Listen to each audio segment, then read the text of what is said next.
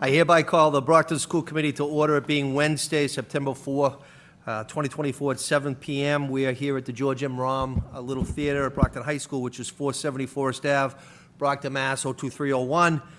Before we start the formal agenda, I just need to read into the to record the following. Dear visitors, welcome to a meeting of the Brockton School Committee. This is the agenda that will be discussed this evening. Please note that the hearing of visitors is included. If you have a statement or question, please give your name to the secretary.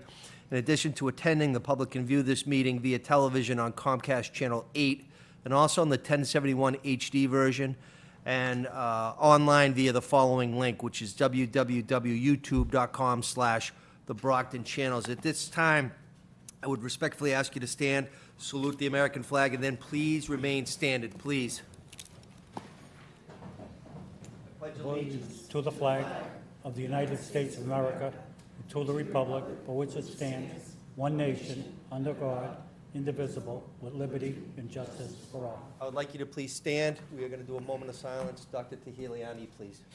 Thank you. So I am profoundly saddened to inform you of the passing of one of our students, Davian Taylor, a rising fourth grader at the Baker, who passed following a medical emergency early this morning. He was known for his vivacious spirit and his ever-present smile. Principal Werb said, "The light he brought to our halls will be sorely missed." So our thoughts and prayers go out to the family.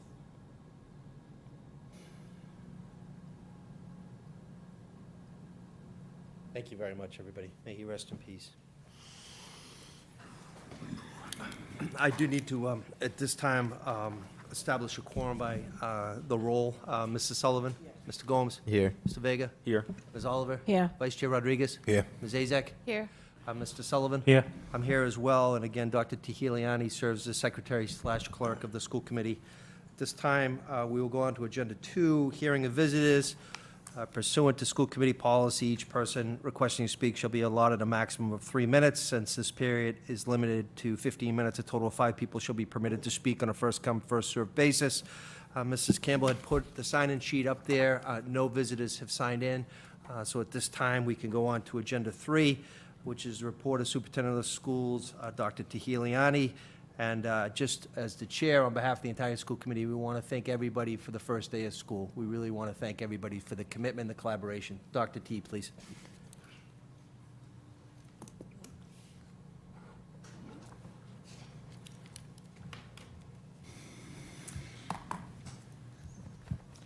So happy first day of school, everyone. We were very excited to welcome back our students in grades 1 through 12 today.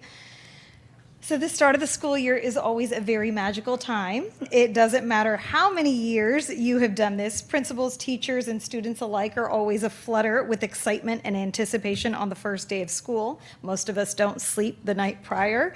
Myself, my colleagues, and school committee members were deployed at our schools this morning and got to be a part of the fun.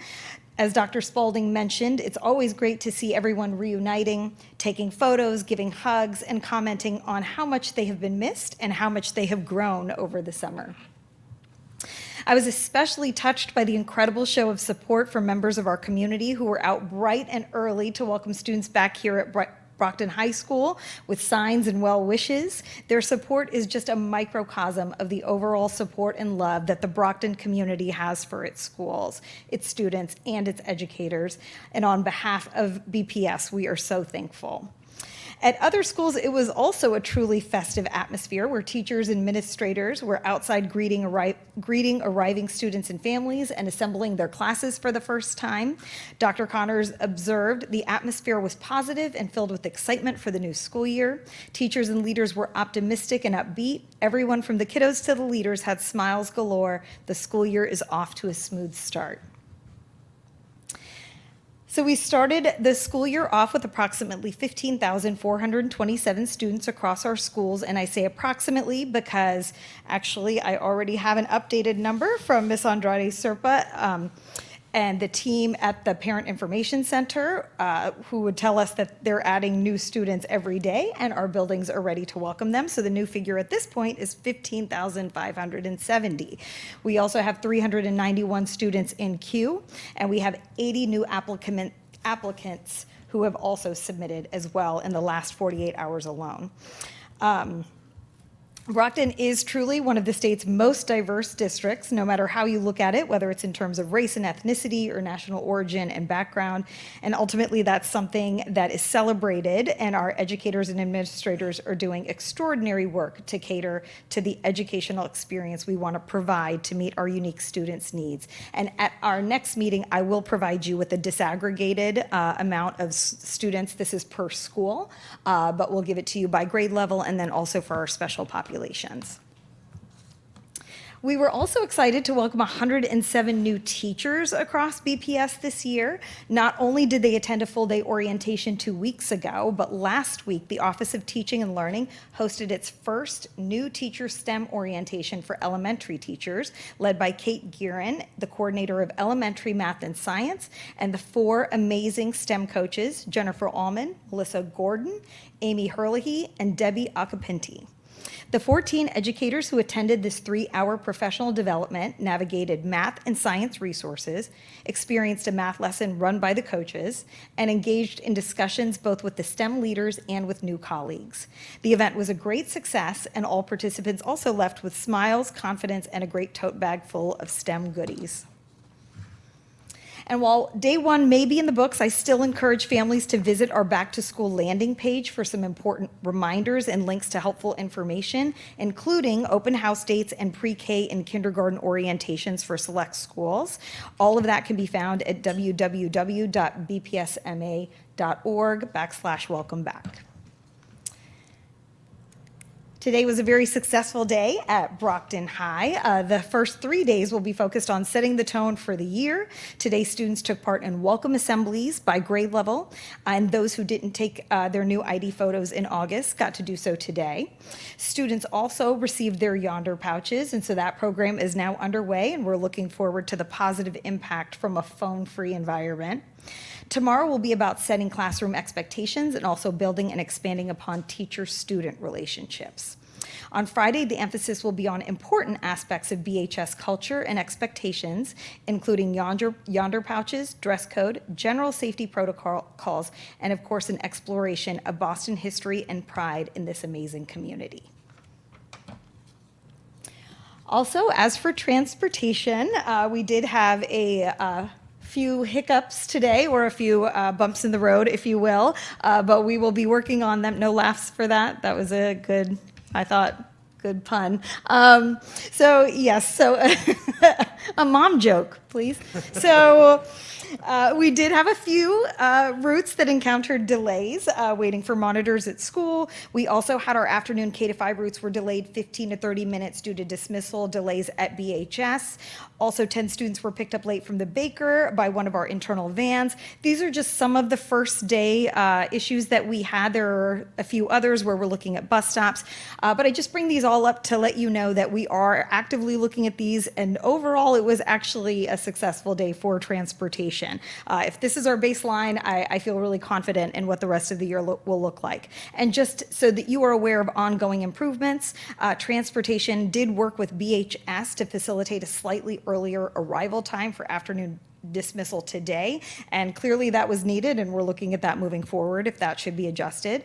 We're adding in-house vans in lieu of private vendors. Also, the transportation department is adding door-to-door students to existing routes as needed, so we're leveraging the routes we already have.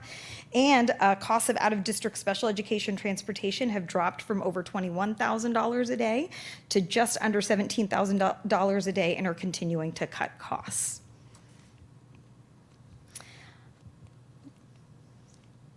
A couple of highlights from over the summer. Members of the team at the George and Central Office welcomed representatives from the Portuguese consulate to the George last week, including Portugal's ambassador to the United States, Francisco Duarte Lopez. It was great to host Ambassador Lopez and his team and showcase the incredible work the George and BPS do to support our multilingual learners and to promote the Portuguese language immersion program. Also, over the summer, Brockton High School hosted its inaugural Clean Energy Exploration Program, which is the first of its kind in Massachusetts. Students learned from a variety of experts in their field at their meetings and worked on model solar homes with small electronics that were actually powered by stored solar energy. In addition to demonstrating their working models for their peers and for myself, they actually had the chance to show them off on TV for NBC Boston and WCVB. I want to thank facilitator Duval Tyson, who made the trip here to Brockton for the summer to facilitate this program, as well as all of the professionals who took time to share their experiences and the pathways into the clean energy sector. The City of Champions now counts investing among its long list of accolades. Students in the investment club at BHS took all 5 top spots in a national year-long stock trading contest, growing their portfolios by between 30 and 50% and bringing home some very real money for their efforts. I want to thank Cedric Turner for Empower Yourself, the Base Chicago and Boston, and Kim Redding for their efforts to support these students and put them on the path to financial independence at such an early age. In addition to being at the event in mid-August to recognize the competition winners, Mr. Redding also hosted a seminar for students interested in joining that was attended by students as young as 5th grade.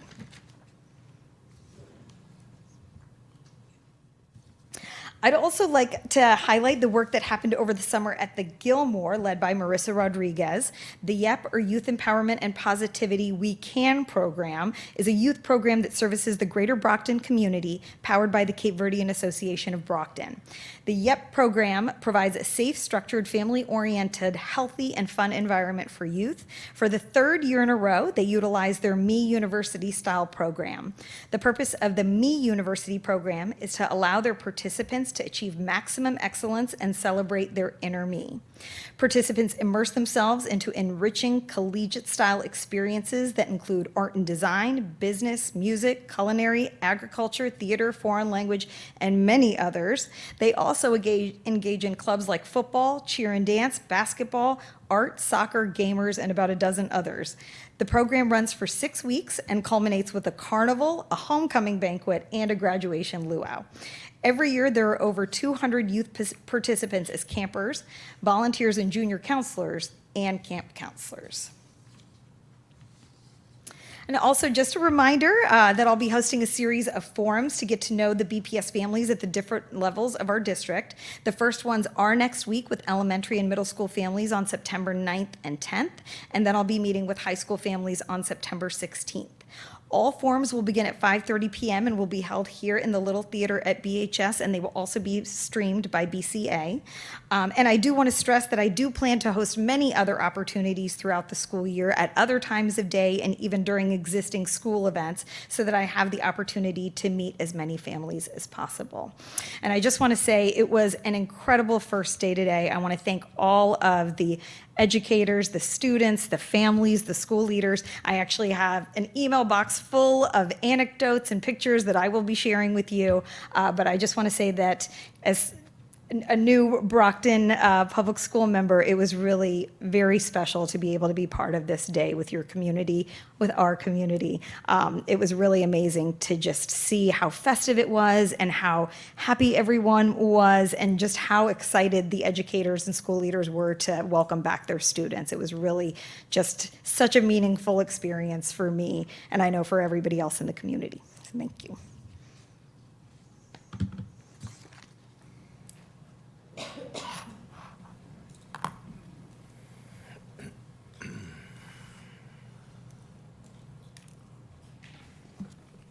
Thank you very much, Doctor. Members of the committee, any questions relative to Dr. Tahiliani's first day update? I'll go Ms. Azak, followed by Mr. Vega, by Ms. So Oliver. much. It's not really a question, just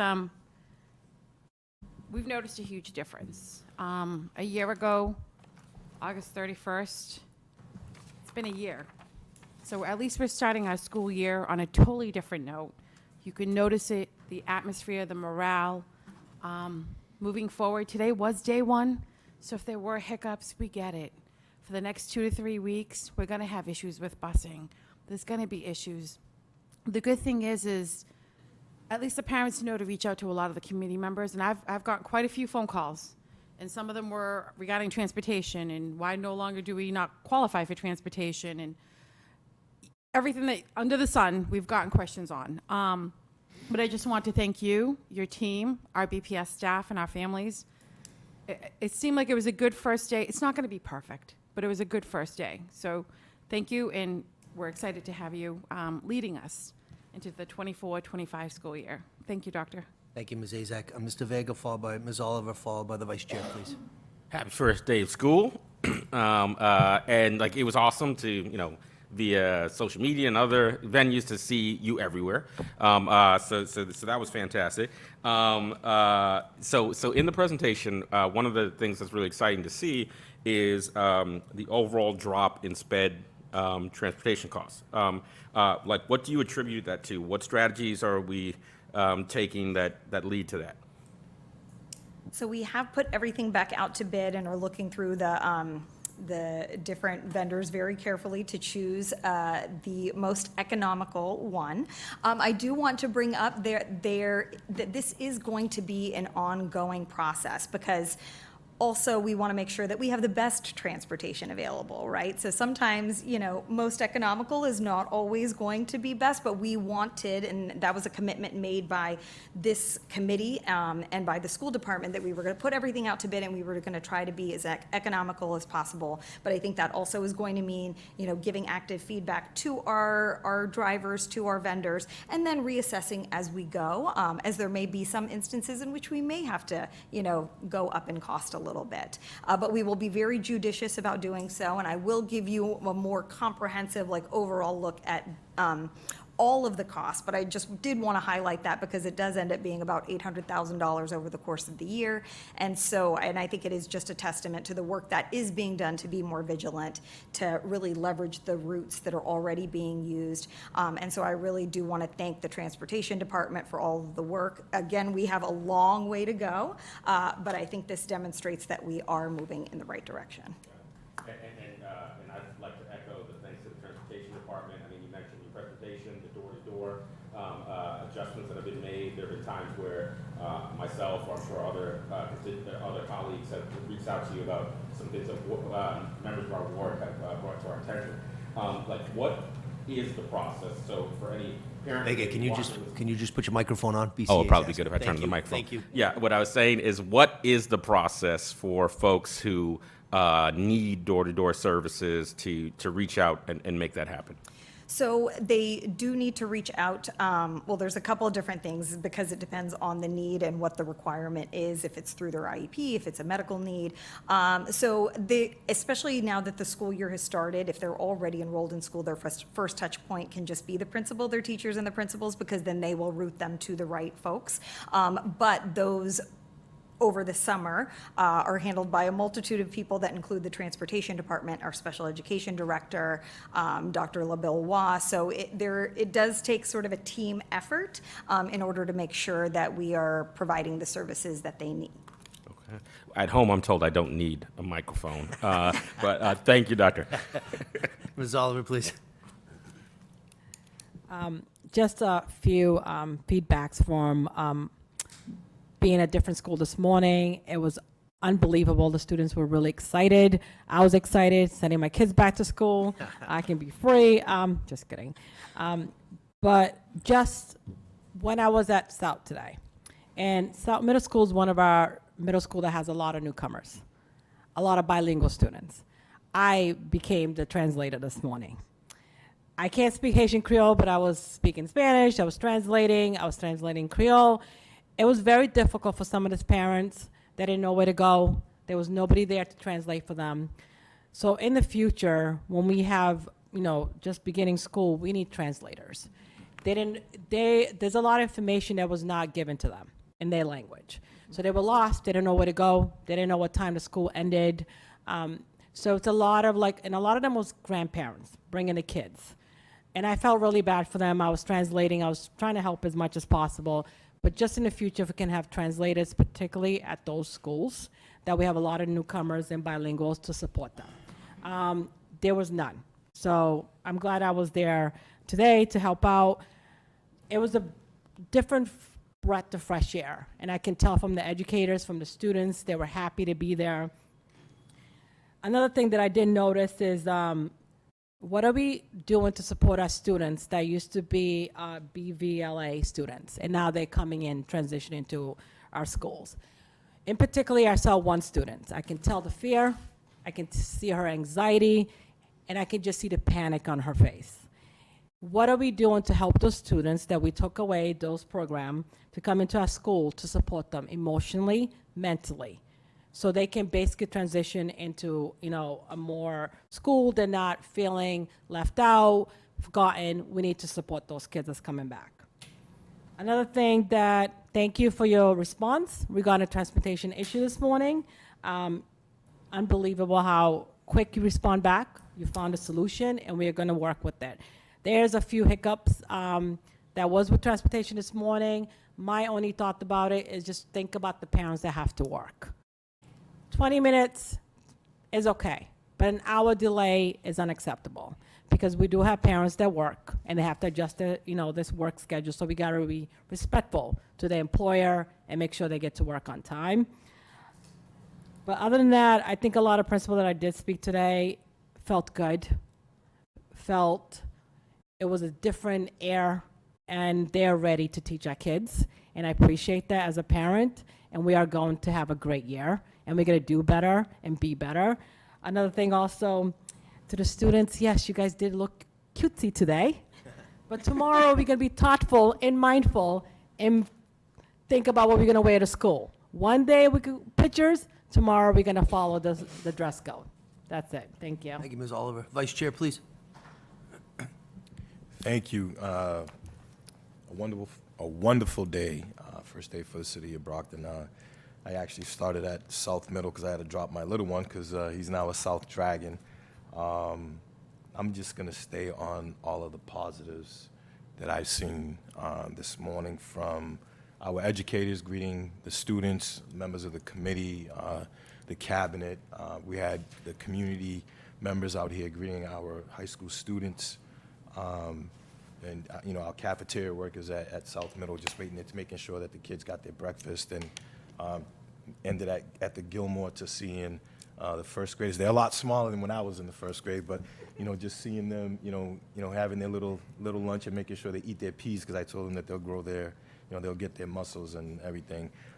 Promise, another one of our beautiful assets, a little bit of tender care that we need over there, but we can talk offline. But wonderful program that's growing. But I want to talk about Brockton High. And I know Mr. McCaskill is sitting behind me.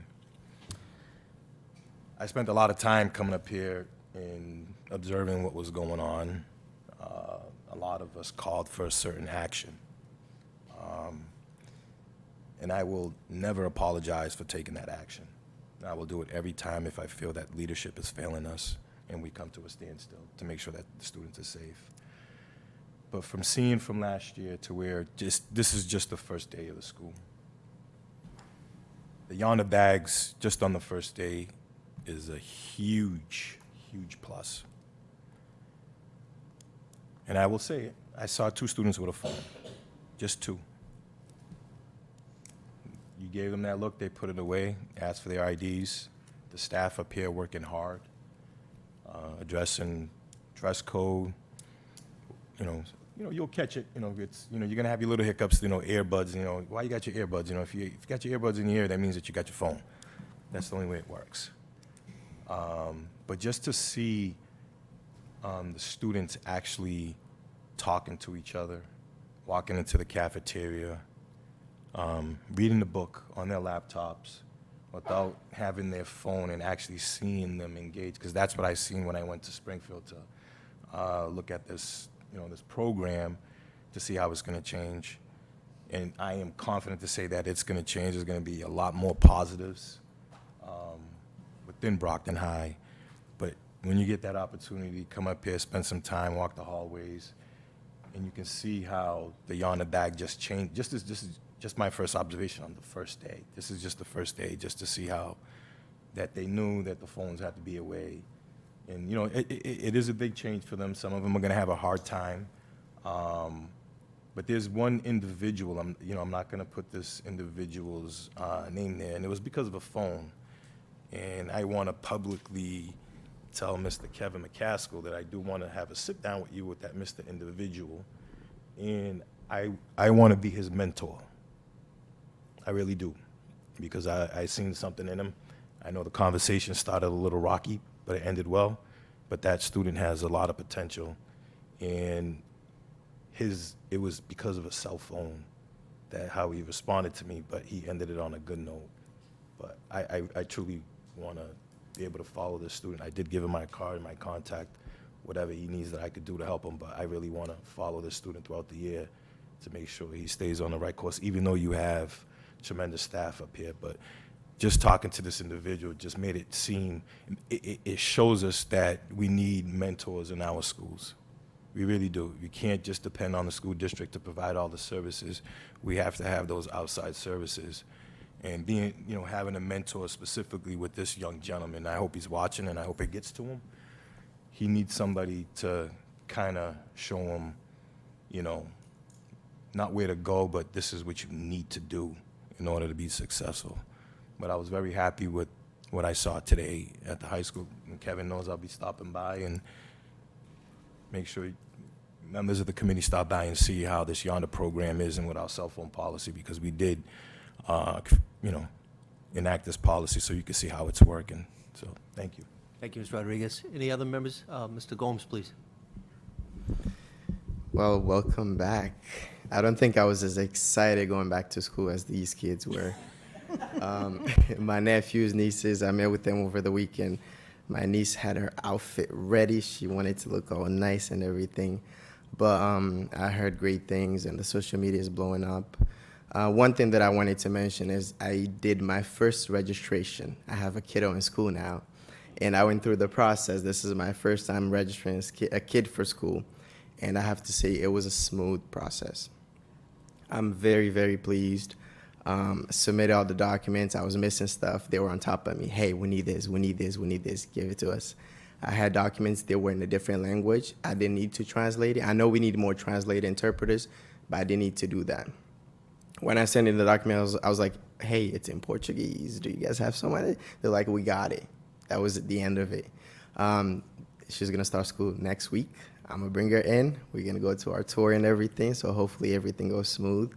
But I was very pleased with the process. I appreciate everybody that does the work to make everything run a little bit smoother. And I appreciate the work you guys have been doing to start the school year strong. So just keep at it. Thank you, Ms. Gomes. Any other members?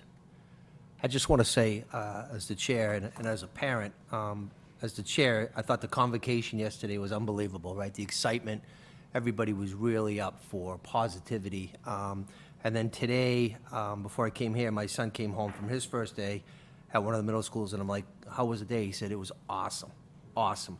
So that's the sentiment that we're hearing as parents, as elected officials, as community members. So we have the wrinkles, we have to work on the wrinkles, but at the end of the day, the goal is to educate the kids.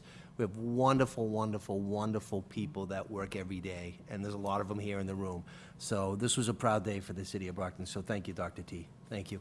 Any other, Ms. Azak, follow-up, please. Thank you. You just reminded me, Mayor, so a few of us were able to attend the convocation yesterday, so that was amazing. Love the energy.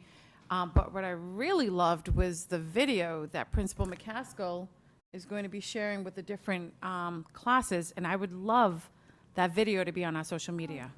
That was just, it was well done, and I think use that to promote the younger students so they can see this is what you have to look forward to when you come up to the high school. We have to constantly do that. That way we won't be losing a lot of students to our surrounding schools. Show them what Brockton High has to offer. And maybe just, there's so many great ideas that some of the committee members have throughout the year. Just do a brainstorming and just sit down and bring them in for fun events. Get them comfortable so they're not afraid to come up here, because this is a college campus. This is not your typical high school. I still get lost, and I went here in the 90s. So, but we just have to bring them up here. But so many great ideas with the committee members in our community that, again, it's going to be an exciting 2024. But thank you so much. Any other questions or comments at this time? Doctor? I just want to thank to the leadership team that's all in here today, and then those who are watching it. It's so amazing how many of them like watch from home. Actually, I already got a text that there were 100 students that were homeschooled last year. You did. So I love that, people are watching, people are listening. They want to make sure we have the information. But, you have an incredible leadership team here as well who really helped weather the storm last year and made it so much easier for me to walk in and I feel like part of the bigger Brockton community, but also part of the Brockton leadership team. And I just want to thank them for all of their hard work. They have worked tirelessly to make sure that it was a smooth start to the school year. So thank you. Thank you, Doctor. We'll continue on Agenda 3, subsection B, which is the appointment of BPS representative, which is Dr. Priya J. Tahiliani to the Reeds Collaborative Board of Directors, and we will need action on that. The will of the committee at this time? Mr. Vega, please. For both folks at home and myself, the Reeds Collective, what does it mean? What is it? So Brockton Public Schools, for the first year with the permission of the school committee, is part of the Reeds Collaborative now, which serves 18 different school districts, 30 different schools to provide specialized services to our students. And as part of being a member, the superintendents of those districts become a part of the board of directors. So it's a requirement as part of the agreement, but it does need to be approved and voted on by the school committee every year. So this is something that you will see every year as we are then a member. And I look forward, because this will be our first year of membership, and I have met with the Reeds Collaborative. I do applaud the committee for starting this partnership, and I look forward to coming in the future to be able to report back on how it's going. Will the committee, Mrs. Sullivan, please. I just have a question. So, to join the Reeds Collaborative, is there a cost for the district? No, No? thank Okay. you. There is not. All right, thank you. So, We need an action on this? I'm going to make a motion to appoint as our BPS representative, Dr. Priya Tahiliani, to the Reeds Collaborative Board of Directors. Formal motion, is there a Second. second? Motion was made for the record by Mrs. Sullivan, it was properly seconded by Mr. Sullivan. I'll just call the roll. Mrs. Sullivan? Yes. Mr. Gomes? Yes. Mr. Vega? Yes. Ms. Oliver? Yes. Vice Chair? Yes. Ms. Azak? Yes. Mr. Sullivan? Yes. I'm a yes as well. That passes unanimously. And now we'll go on to 3C, please, which is the Single District Virtual School SDVS Statement of Assurance for BVLA, and there is an action requested on that as well. It's will of the committee? Sure, sure. Just, yep. Dr. T? So absolutely. So this is another yearly item that will come before you for districts that do have a virtual learning academy, in order to make sure that we are providing them with all of the services that they are required to get. So this is just us assuring that, yes, we know all of their rights, their requirements, and we will be providing those. Do you need a motion on that? Yes, we would. Okay. Motion to approve the Single District Virtual School SDVS Statement of Assurance for BVLA. Second. Just for the record again, the motion was properly made by Ms. Azak, it was properly seconded by Mr. Gomes. I'll read the roll. Mrs. Sullivan? Yes. Mr. Gomes? Yes. Mr. Vega? Yes. Ms. Oliver? Yes. Vice Chair? Yes. Ms. Azak? Yes. Mr. Sullivan? Yes. I'm a yes as well. That does pass unanimously. We will now go on to subsection D, which is items to refer to subcommittee. Are there any matters that need to go to subcommittee that we're aware of? Ms. Azak, please. We're just waiting for a reply from Attorney Bridges on some wording that we need for our applications for facilities, but we do need to schedule a facility subcommittee meeting, just so we can get that finalized, because I know facilities has applications that are constantly coming in, so we do need to get that. I reached out to Attorney Bridges, but I'm not sure if she's reached out to anyone. You just needed finalization, I believe, the wording that was needed.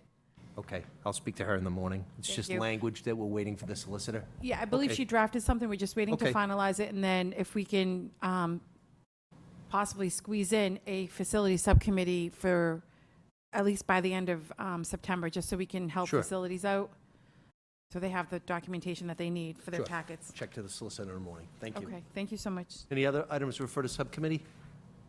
Seeing none, we'll move on. Agenda 4 is a consent agenda. A, B, C, and D. What is the will of the committee? Do we want to take any out individually? We want to take them collectively? There's quite a few of them. What is the will of the committee? Mrs. Sullivan? Motion to remove item A. Okay. Take A out. What's the will of the committee relative to B, C, and D? Mr. Vega? I think it's a good idea to put it together. I just wanted to say that there's, an outstanding number of grants that are being accessed, and I don't think she's present, but a shout out to Ms. Jackson, who really has hit the ground running and secured, my quick math is bad, but about what looks like maybe about $700,000 worth of grant funds that we'd be approving tonight. So that's exciting. Thank you, Mr. Vega. B, C, and D, what is the will of the committee? We take them collectively? Motion to approve items B, C, and D as written. Form of a motion was made by Mr. Sullivan. Is Second. there a second? Ms. Oliver made it. Before we take that, Ms. Oliver seconded. Before we take a roll call, let me just read it. B is the request for authorization to submit proposal and expenditures of funds. DESI, 2024-2025, high-quality instructional materials. PDPO STEM grant in the amount of $357,000 even. C, what's that? I said my math is terrible. Yeah, it was a little bit over that. C is the request for authorization to accept proposals and expenditures of funds, coordinated family and community engagement, CFCE grant in the amount of $158,573. Perkins Strengthening Career and Technical Education grant in the amount of $144,276. Massachusetts Life Science Center STEM, STEM equipment and PD grant in the amount of $108,946.05.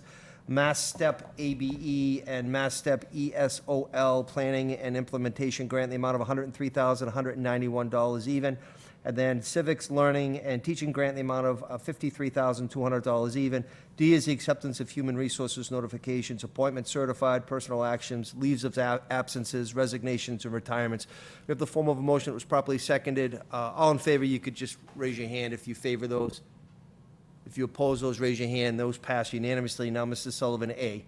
I thought this was important to note because it's acceptance of a donation, and this donation will go to the community schools of Brockton.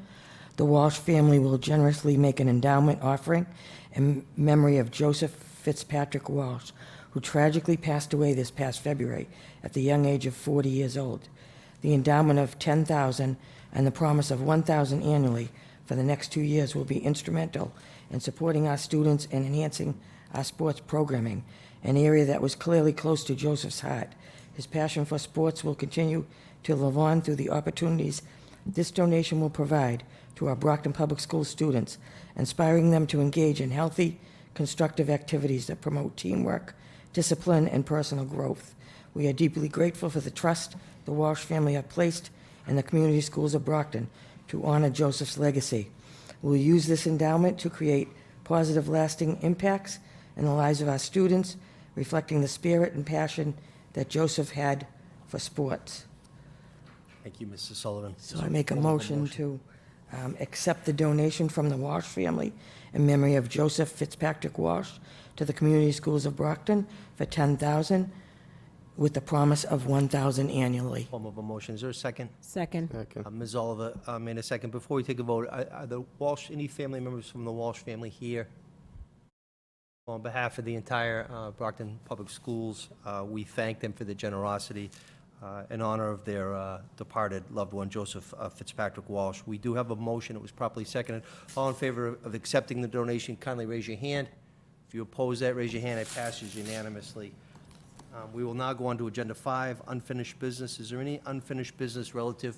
Vice Chair, please. No, just on the consent agenda. I know Consent. previous, I requested that once we take these grants or donations, that it's actually broken down into the dollars of what it's actually going to be expended for. If it's for I know we have a new grants manager, but if it's for salaries, what the dollar amounts is, if it's supplies, what's the dollar amount, so we can kind of have a better sense of tracking, just not listing it, it's $357,000, and there's no breakdown of the actual dollars.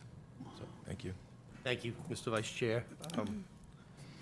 Any unfinished business? Ms. Azak, please. I know at one point we had asked to add Mr. Jackson, our new safety director, to come before us, but not, I mean, can we probably do that in executive session? Because we want to see between Mr. Jackson and then the chief what their security plan is, and that's not something you really want to, but after today's events in Georgia, like, we really need to get a grasp as to what we're doing, especially early on. So I'm not sure if that's unfinished or something new, but I know we had talked about it at a previous meeting, scheduling him to come before us and with the chief, so we can have our security plan. I concur wholeheartedly. I also think someone from the Davis Group should be able to come to speak to us as well. Again, Desi's paying for that evaluation, so we'll work with Dr. T and the vice chair to put that at a future date. As long as it's an executive, because I know we Yes. don't want to, Yes. okay. Yep. Thank you. Mr. Gomes, did you have unfinished? Yes. Well, I had the same thought that Mr. Rodriguez mentioned about the breakdown as well. I think 2 weeks ago we were trying to schedule an athletics subcommittee. Can we do that under unfinished business or Yes. for our next school committee meeting, or would that be too much? Not enough notice. It's the will of the committee on that subcommittee. The next regular one is what?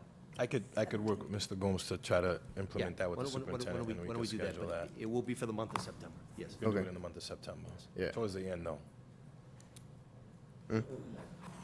Yeah, athletics subcommittee, because the school has started, so if we could get an idea of, where they at before we move forward, that would be great. Also on the unfinished business as chair, we took a vote, so the last regular meeting of every month, we're gonna have an agenda item for MSBA update, and that's gonna be standing. I already informed folks, and they're gonna be doing that. Also, next regular schedule, we wanna get Mr. Plant, since he's still a consultant for BPS, TJ to give us some updates, and then, I know Tricia's here, Ms. Boyer's here tonight, and Mr. Claxon as well, because we need to see, we're 2 months into the fiscal year, we really need to have hard numbers, we really do. So, we'll be doing that at the next agenda item. Any other unfinished business? One quick question. Mr. Sullivan, followed by an update with Ms. Azak.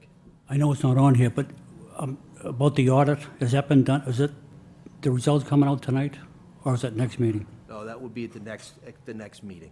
Well, we have to work with legal counsel on that. the Okay. Vice Chair and I. Yep, Thank you. thank you. One more thing.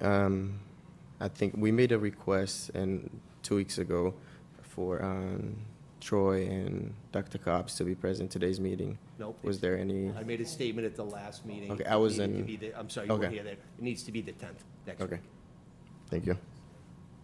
I think it was, the people were, it was Dr. Jim Cobbs, it was Troy Claxon, Solicitor Megan Bridges, Trish Boyer, and TJ Plant were the ones that we talked about.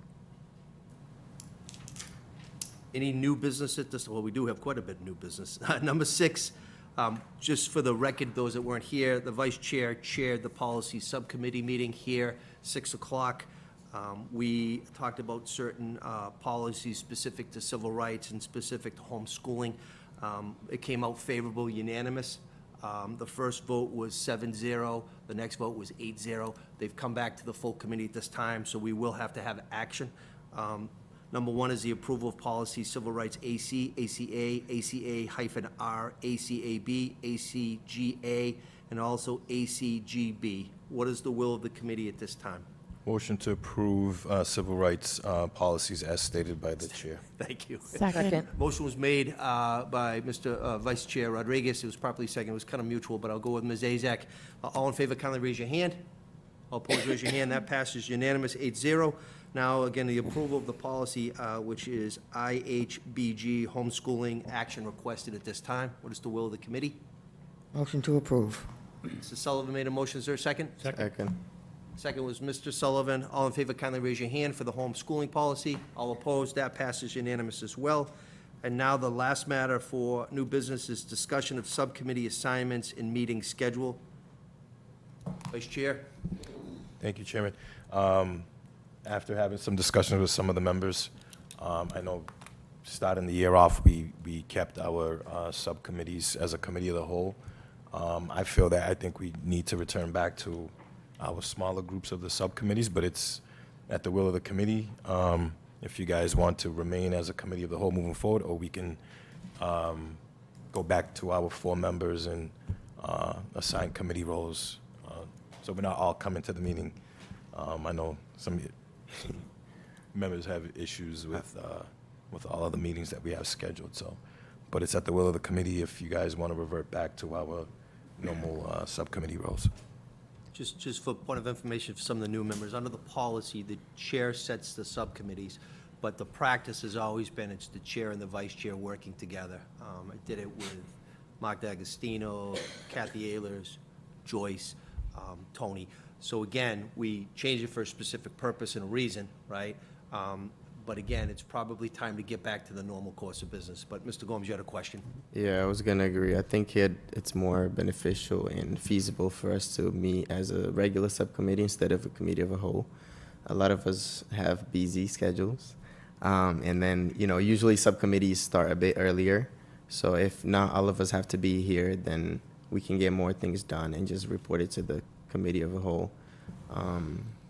Speaking for myself, I have a very complicated schedule.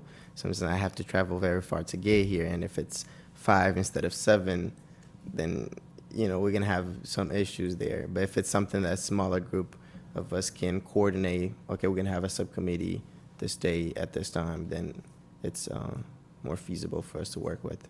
Duly noted. Thank you, thank you. Any other, I'm going to go to Mr. Sullivan, followed by Ms. Azak, please. I was going to make a motion. You want it now? Hold on one second. Ms. Azak? Thank you. So for some of the new members that have only been meeting this way, so a quorum of the subcommittee is 4. And, I'm sorry, a quorum of the subcommittee is 3, but if you have 4 members, it's fine. We started doing the subcommittees, all of us. We don't always have them on a Tuesday night. We were just having them on Tuesday nights to make it more convenient. I know myself, with everything going on, I want to be on the facilities. I want to be on the safety, traffic, and transportation. Some subcommittees, it doesn't make sense to repeat the information over again to the committee of a whole. It's whatever the will of the committee is, but if you're not on these, last week we had 2 important subcommittees. There was a lot of great questions. If you're not on those committees, you can't ask those questions. You'd be out in the audience observing. So, I don't believe all our subcommittees need to be a committee of a whole. Building naming, a few others, even athletics. I think diversity should be. We should all always have training with the DEI. But I think I would recommend looking at some of them as keeping them committee of a whole, because we did bid review. I don't think bid review needed to be committee of a whole, but that's where we started, is with bid review. If you're not on facilities and you're not on safety, traffic, and transportation, you're not at the table. And those presenting would have to come back and present before the whole committee. Mm-hmm. I don't think 4 members should be making a huge decision like that when we should all be involved as a committee. But that's just my opinion, and that would be my recommendation, to keep facilities and then safety, traffic, and transportation. See what other members want to add. I mean, our diversity, we all need training in diversity. But again, you have some here and there. Accounts review, that's a very detailed one, very detailed. Building naming, that doesn't really meet that often. So again, this is what we signed up for. We all have crazy schedules. That's why we try to keep them for Tuesday nights. But there's nothing that says they have to be on a Tuesday night. We can have a subcommittee on a different night of the week. We just try to make Tuesdays, we're already here anyways, we try to make a longer meeting and have it that we're all here attending, and just you're here. You might as well make good use of our time. But my recommendation would to just leave some of them. They're very informative, and we should all be hands-on and know what's going on with our safety and with our buildings, especially with all the moves that just happened. If that was a committee of 4, they might have approved it, where some of us didn't approve it. So I don't feel comfortable just leaving that up to 4 people. But that's just my recommendation. Thank you, Ms. Azak. Mr. Vega? I completely respect that and can appreciate how It maybe in the in the past with this committee, that's been a challenging element. It's been my experience working on many subcommittees and also not being a part of many subcommittees, but that it's not a deciding group. What it is an opportunity to learn more and to grow some expertise within the committee. So then that means that if Ms. Sullivan is on the subcommittee and I'm not, I have the opportunity to connect with Ms. Sullivan and get a better understanding of, what did she learn, what did the subcommittee hear. It's just, in my opinion, it is a vastly more efficient way to do things on behalf of our faculty, our students, and our families. It's not a deciding body. And so when I've not been on a subcommittee, if I felt the subcommittee didn't do their homework, they had to go back and do it, because I'm asking the same level of questions that I would ask at any level meeting. And it doesn't mean that because those 4 people come back and say, hey, we were really excited about this thing, that the larger committee can't ask questions. And one of those questions can be, can you go back and address this, and this concern that's been expressed by those of us who weren't on the subcommittee? And I just, yeah. Thank you, Mr. Vega. Ms. Oliver, followed by Mrs. Sullivan. I agree with Ms. Azak. I think certain committees should be of a whole. I really like my opinion to be heard, and we can have agree and disagreement, but I would like to keep certain committees of the whole, because I think those are very important that everybody should come to the table and speak on and give our opinion on, and then figure out how to solve certain situations. Go ahead. Ms. Sullivan? Nothing is decided in subcommittee. The only thing it has to be voted on in full committee by the full 7 members. And I agree with Mr. Vega, because if they didn't do the work, they have to go back. Okay, so nothing is decided by those 4 for the whole committee. The whole committee, just as we just did now, voted in new business for the things that were in subcommittee. So nothing is decided by just the 4. That's something that needs to be understood, okay? Every member has an equal voting power in this committee. Thank you. Thank you, Mrs. Sullivan. Mr. Gomes, please. I just have to say, valid points from both sides. Both options have pros and cons. I do understand some committees should be committee of a whole. There are some committees that we all definitely want to sit in and ask our own questions and hear questions that others have. I've certainly learned a lot in this committee, being part of this committee, by listening to different questions that different folks have asked. And the other thing, too, that I was questioning in my head, why are we doing subcommittees on Tuesdays night every time at like 5 p.m.? I thought it was a standard, like it has to be Tuesday. So it's a good thing that you mentioned that. But I think it's more feasible to move around the dates if we have a smaller group. Coordinating for 7 people. I know not all, 8, 9. I know not all of us have to be here for every subcommittee, but if it's a subcommittee of a whole, then it's going to be, we're going to have some difficulties scheduling our meetings. And the other thing, too, we can definitely look at specific subcommittees that could be committee of a whole if, we see best fit. But again, I think it would be more beneficial for us and less time consuming if we have a regular subcommittee. For at least there are some subcommittees that 4 members, 3 members could work on, ask all the questions, and report to the full committee. And Jorge mentioned a good point. If you didn't do the due diligence, then we ask you questions. You have to go back. And that's a learning process for all of us as well. For you to go back and be like, oh, this question came up. I'm now intrigued. I want to know more. And then next time you come back to us, you will be more informed. We, get well informed as well. So, and again, the scheduling and timing, so on and so forth. So, Mrs. Sullivan, follow up, please.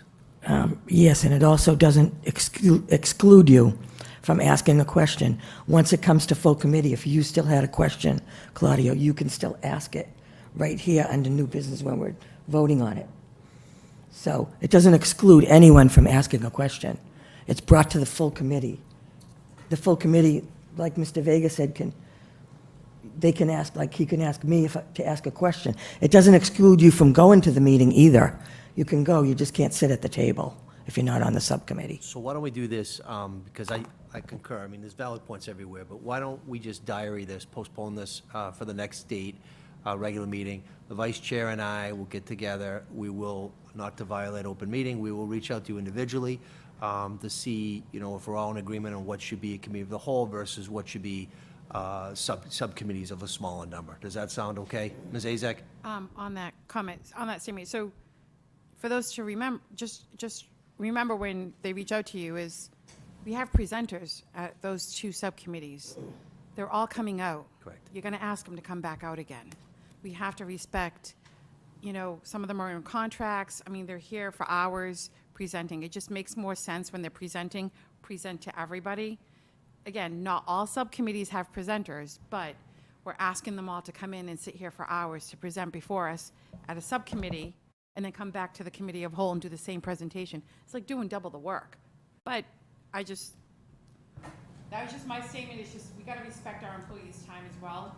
These are pretty late meetings, so to have them, and to be honest with you, we were out 3-4 nights a week sometimes with subcommittees. Sorry. We were out 3-4 nights a week with subcommittees, so that's why we were jamming everything in on a Tuesday night, because we're already here. Correct. So making better use of our time, but whatever the committee's will is. Okay. Ms. Oliver, followed by the vice chair, please. I'm going to agree with Mr. Sullivan, the mayor. I think we should table it. I think there's definitely good opinion and decision on both sides, but I think maybe you and the vice chair can talk and figure out which one should be a committee of the whole, and then let us know. We can also let you guys know, but I think we should definitely table it and not make the decision tonight. Vice chair? From my sense, I believe the only committees of the whole that was discussed here that members want to keep will be the transportation and safety and facility. So those are only two subcommittees that I've heard. I mean, if we could take a vote for that now, then we'll know that that will stay a committee of the whole. But just remember that I have to chair those meetings as the vice chair, so thank you for making me come to all the meetings. I'm not complaining, but or I can refer it to the dean, yes. Right. Yeah, so, or, yeah, I could You can appoint appoint somebody anyone. to chair that meeting, so. But, you know, just my opinion, I agree with everyone, you know, there's some meetings that we had a committee, a lot of questions, but, you know, I just feel that it's more conducive for us to get to the smaller groups. Like Mr. Sullivan said, that it always has to come to the full committee anyway for the final approval.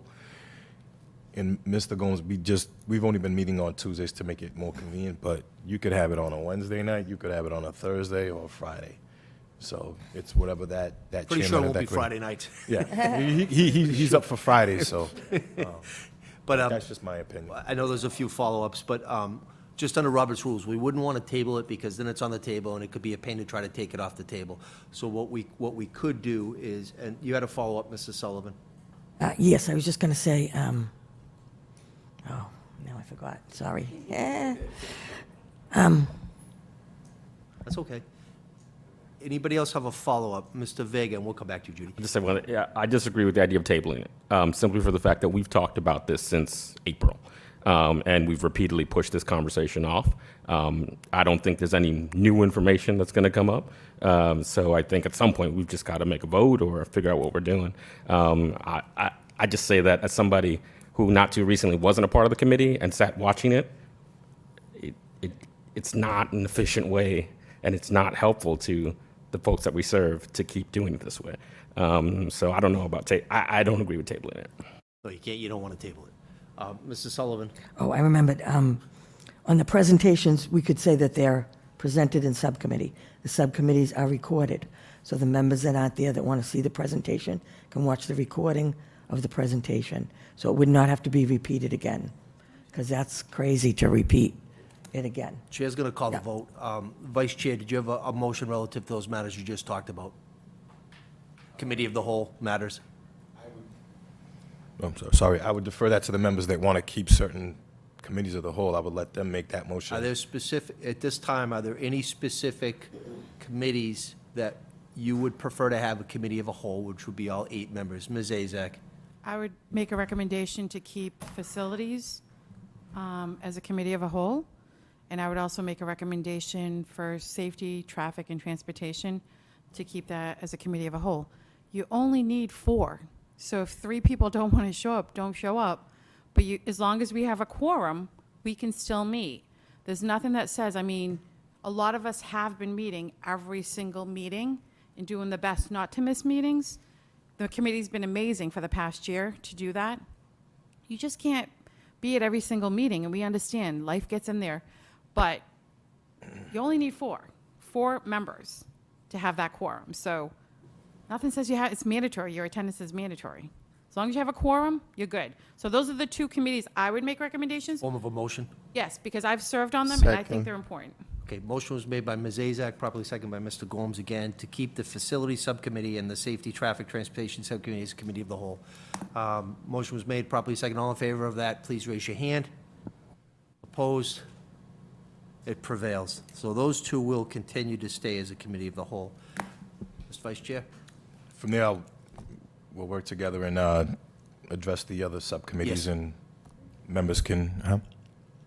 I apologize for interrupting. I think they're fine unless a committee member wants to, those can go back to being regular subcommittees.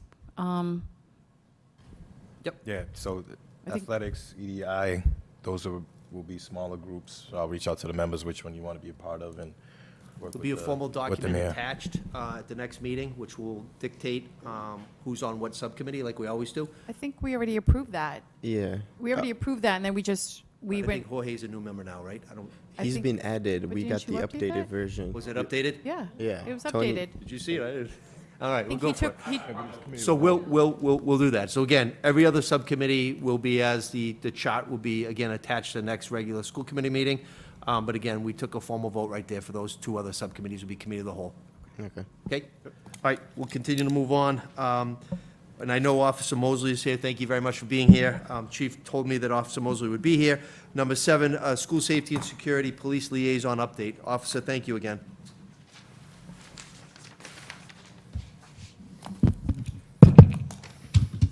Good evening. Good evening. All right, so the first day of school with no issues. We had everybody in today, and probably have them in for the next couple of days, just so till everything is kind of settled down like we normally do. Traffic in the morning with some of the schools was a little hectic, but that's to be expected. First day, everybody wants to make sure their kids get to school safely. So, but it'll die down after a while, especially with the cold weather and everything. There was a line at the high school with handing out the new IDs. That once they started getting that going, it kind of went smoothly. Kids were in school for good time, but a good amount of time for them to get in. But again, first day of school, kids trying to find their classes, get their IDs, but getting over 3,000 kids in the school in a time frame is pretty. The school did a pretty good job. The on the bags seem to be working. We didn't see a lot of kids leaving school today, so that's a good thing. Of course, because they couldn't unlock them, so they couldn't leave. So it was pretty interesting to see that, kids coming down to the main office to get permission to unlock the bag so they can call their parents and stuff to get a ride home and all that stuff. So there is some positive effects with having that bag. However, at the end of the day, 2 of them in the green grew some legs and walked off at the end of the day, but we identified those individuals that took them, and we're in the process of getting them back. So, like I said, the underbags are working to expectations, but again, like I said, there's going to be some glitches, but it all works out. Dismissal was good. Everybody made it home safely. We didn't get any calls from any kids getting off the wrong bus stop or walking home in the middle of this, so that was good. Everybody made it home. I usually give like around 4:30. If you don't hear anybody about any buses, dropping off a kid at the wrong bus stop and stuff like that, it happens, but none today, which is a good sign, which is great. Again, I forget somebody mentioned the shooting down in Georgia. It's unfortunate. We will be doing some active shooter training at the end of the month. Lieutenant and Sergeant are looking at getting some shields for all the cruisers, and we plan on doing some more advanced training down the line, more than twice a year, so that's what we're gauging for as far as training with, again, with the incident that happened today. That's all I got for you. Thank you, Officer. Any questions for Officer Mosley? Ms. Azak, please. So, Officer Mosley, I actually stopped at Starbucks on my way here, and they said everything was fine today. The kids were respectful, they didn't have any issues, and a couple of others around there. So hopefully it stays like that. I don't think they know how to monitor our students coming over during school times, but did we have a lot of kids? I mean, obviously it was in the evening that I had stopped by, but did you guys monitor a lot of kids that were still getting out, even with the yonder bag, and then trying to come back in, or? Oh, we were out there. No, there wasn't numbers are hardly down? any. There was hardly any traffic. I mean, there were some kids that were hanging out, but that's like it when I think they let at dismissal. But there was not a lot of traffic the first day, which is surprising. Again, because they have to wait to get to unlock their bags, so they're not leaving because they got to get their cell phone. So they're not leaving. So they're there. So when school's out, you're gonna get the normal traffic, kids crossing the street and going to Starbucks, McDonald's, Taco Bell, etc. But today was a good start. We got the whole year ahead of us. But no, there wasn't like I said, I didn't see any like a heavy amount of traffic like we did last year. There's little to none. So like I said, the bags are working because they're not leaving because they can't, because they got to unlock the bags. No, So definitely. it's working. No, and to an that's what we want. We want them to come back to socializing and not being on the phones and getting into things. And I know I mentioned it at a previous meeting, but one of our surrounding towns has had this for a year, and it's not on social media. They're just going with it. This is the new way, and a lot of states around us and a lot of towns are getting into the yonder bags because in the long run, it's going to help our students be able to focus and not be distracted with the phones. And our issues at the schools, I think, are going to be down. Our numbers are going to be down as far as issues we're running into. But looking forward to an update at the end of September to see where we are and how well everyone's adjusting. But thank you. Thank you, Ms. Azak. Any other questions? Mr. Vega, please. To piggyback off of Ms. Asak's question, and I don't know if it's a question for Officer Mosley, Dr. Tiliani, or Principal McCaskill, but what are the things that we are doing proactively to partner with the community businesses in the BHS area? I think many of us have heard from some of those businesses around concerns around not just about students' presence, but also noting some activities that then they watch the students go back to campus and are concerned that there may be some negatives coming back into the campus. What are we doing to address the concerns that the local businesses have brought up? I can give a point of information. I actually did a call today, a Zoom, with a corporate person from Starbucks, their government affairs director from Manhattan, and then a local liaison for their security. Lieutenant Banaka was on that call. Both Captain Hallisey's were on that call. Chief Perez was on that call. I know Principal McCaskill. Right now, I think the article that was in the local newspaper was not 100% accurate in terms of what they're telling us. McDonald's, Taco Bell, and Burger King, it's a management decision on when they're going to close things for a certain period of time. What Starbucks is doing, and it's a temporary thing, from 1:30 to 3 o'clock, you can still go into the premises and buy your coffee, right? You just can't sit in the dining area, which they call the cafe. The goal is to eventually release that and let anybody go in there and sit there if you want to have a latte. But they want to see, gradually how it's going to progress. But they also want to be good business partners and community partners with Brockton Public Schools. At least the Starbucks folks have said that. So they took part recently in the Jamboree that a lot of you were at the fairgrounds, and they want to continue to work with that. But I was a little frustrated that a new business investing all this money was going to only do a drive-through, and that's not accurate. They're not just going to do a drive-through. They're going to let people in. They just can't sit there for a period of time like Burger King's doing. But the goal that I was promised is that in a few weeks they're going to revisit it. We're going to have another call a month from today and see where the progress is. But they were raving about Principal McCaskill. So again, at the end of the day, he must buy a lot of, I don't know, vanilla lattes or pumpkin spice lattes. I don't know what you're doing, Kevin. But I think at the end of the day, the goal right now is to kind of do it in a small movement. But Officer Mosley has been actively involved as well. Just to follow up with that, I agree, and I was very disappointed with how that was portrayed. My focus actually isn't on the Starbucks and the McDonald's. The calls I'm getting are from the smaller, I don't want to say, I'll say, true Brockton businesses that are in that area that are being affected and talking about it. And I will say that I got a text message from one of those business owners today. And again, I don't know if Principal McCaskill gets his hair cut at Gender's hair salon, but you know, the feedback was that, you know, today was a great first day.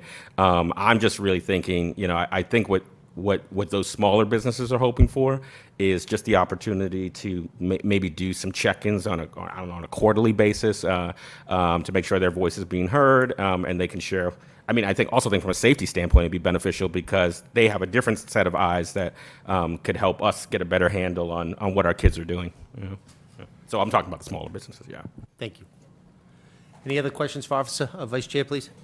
Just to echo what Officer Mosley said is, you know, these students are not leaving the school because their bags can't be unlocked. So that just shows you the positive of having the yonder bag. But then also take into account that we do have seniors here that have senior privilege. They get to, you know, leave and if they want to get something. But, you know, when I was in school, half a day I looked forward to, you know, leaving school. Even though we had Pizza Hut and D'Angelo's at the school, but I liked walking over to Burger King and getting the mail. So.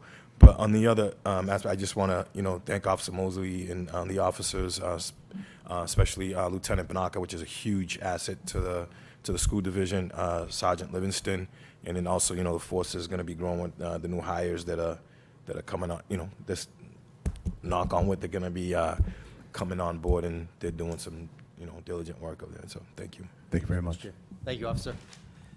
We'll go on to Agenda 8, which is announcements. I actually have an announcement. I was on a call last Thursday with Department of Revenue, Sean Cronin, and Troy Clarkson. We're going to re-engage again this month. The Vice Chair will be joining us. Dr. T will be joining us. Moses Rodriguez will be joining us. We're going to be doing our at least monthly calls again with the state.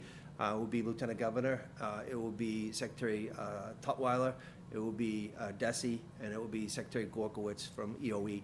So just want to let you know, and DOR will be on there as well. They made a promise last year, Lieutenant Governor, former Mayor of Salem, made a promise they wanted to continue to mentor. They called it a big brother, big sister approach. The City of Brockton is going to be able to apply for 2 community grants.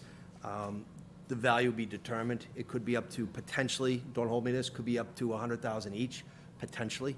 Where we're going to be able to hire some folks to also help Trish and Troy and be kind of second set of eyes and experts in different fields. So just want to let you know that they haven't forgotten us. We're going to be re-engaging this month, and we'll bring the team back together. So get ready, Doctor. Good, they're good folks at the state. Any other announcements before we go to the next agenda? Vice Chair, please. I have a quick one, but it's not finalized yet. I just want to let the committee know. One of the organizations that I'm affiliated with, the Brockton Buccaneers semi-pro football team. In July, we hosted a carnival here at the high school. For those that are watching, a couple of members, oh, what's this costing the district? What are they making? It was free. The carnival actually is, you know, making a donation through the organization. They did send a check of $7,500 as their first initial payment, which the organization is going to donate 100% right back to the school district, but it's going to be, thank you, which will, working with the superintendent to see where those funds can go, and then hopefully it's a large amount of money that they'll be providing. So I'm looking for, once I get the final details, they're just waiting on the city side to send their invoices for police and fire detail. Once we get that, you know, we'll you know, they'll come in and do a presentation. But I want the committee to, you know, make this an annual event. It doesn't cost us anything. They come in, whatever they generate, that money goes right back to the school, right to the students, and wherever the committee decides to put those funds. So I just wanted to just give the committee the update on that. And then they actually reached out to me last week, and I'm just waiting for the AD, and I'm working with Ken.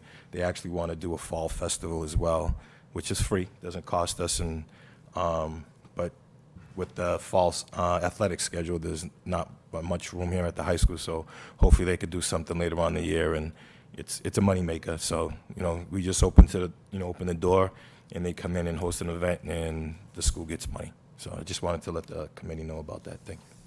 Ms. Azak, please. Just wanted to make a quick statement, so thank you to the vice chair for bringing that.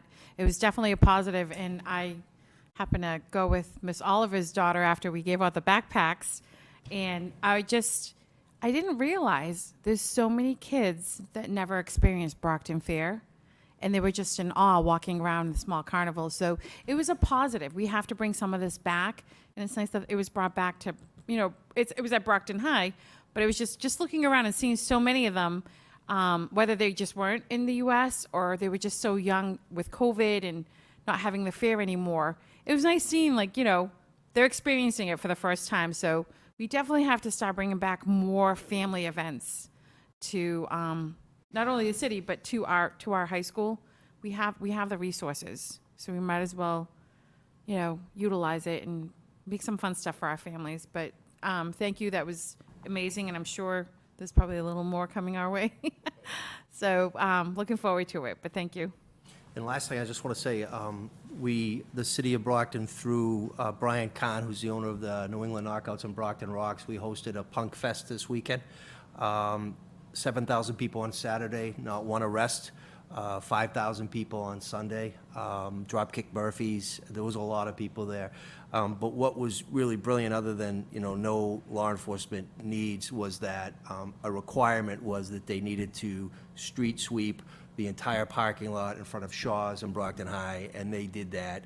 So again, just want to let you know, I met with Mr. Khan. He lives in Florida. He came into City Hall today to talk about it. We will at some point come up with a goal to utilize that and have more concerts and more family activities. But I just wanted to say the visitors that came to Brockton really put on a good show, and the Brocktonians that hosted them did a great job. So it was a win-win for everybody. Mr. Vega, please.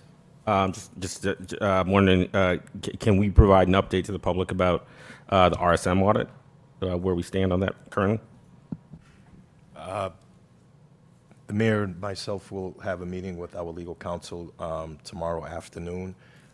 As of right now, it's scheduled for them to have a special on the 10th, next Tuesday. That will be 7:30, just to give the superintendent enough time, because she does have an event here on hosting the family. So hopefully for tomorrow's meeting, nothing changes, because we haven't been updated. But right now, it is tentatively scheduled for Tuesday, September 10th at 7:30 here. So hopefully, I knock on wood, nothing changes, that we have to push it back or whatever. So we're just waiting to get the actual update from our legal counsel, but it's scheduled for the 10th. The other thing is Attorney Spotterfoot, Sarah is back from maternity leave, so Kevin Bresnahan has done a great job. I think Sarah's going to be doing a lot more, but on the call tomorrow with the vice chair and I, it will be both of those attorneys, because they've been running point. Saying Attorney Spotterford does more than Kevin? No, but I don't want to pay two lawyers to come here, so I don't want to do that. So just again, next week we'll call a special, and even if that matter needed to be pushed a week, we will still meet because of the matter that was brought up to by Mr. Gomes that we discussed earlier. So regardless, we will be having a special at 7:30 next week, okay? Any other matters or announcements? Seeing none, we're going to go on to the Agenda 9, which is executive session. I need to read into the record Mass General Law, Chapter 30A, Section 21A3, to discuss strategy with respect to collective bargaining or litigation if an open meeting may have a detrimental effect on the bargaining or litigating position of the public body, and the chair so declares. As chair, I do so declare, and it's BSPA. At this time, is there a motion to go to executive session? Motion to go into executive session. Mrs. Sullivan made it. Second by Ms. Oliver. Ms. Oliver, did you make that second? I'm sorry. Was Yes, looking I down. did. Okay. Motion was made by Mrs. Sullivan, properly seconded by Ms. Oliver. I'll call the roll right now. Mrs. Sullivan? Yes. Mr. Gomes? Yes. Mr. Vega? Yes. Ms. Oliver? Yes. Vice Chair Rodriguez? Yes. Ms. Azak? Yes. Mr. Sullivan? Yes. I'm a yes as well. We are going into executive session. We will not, I'll say that again, we will not be coming back into open session. Executive session, members of the committee will be in E257. E257. Thank you.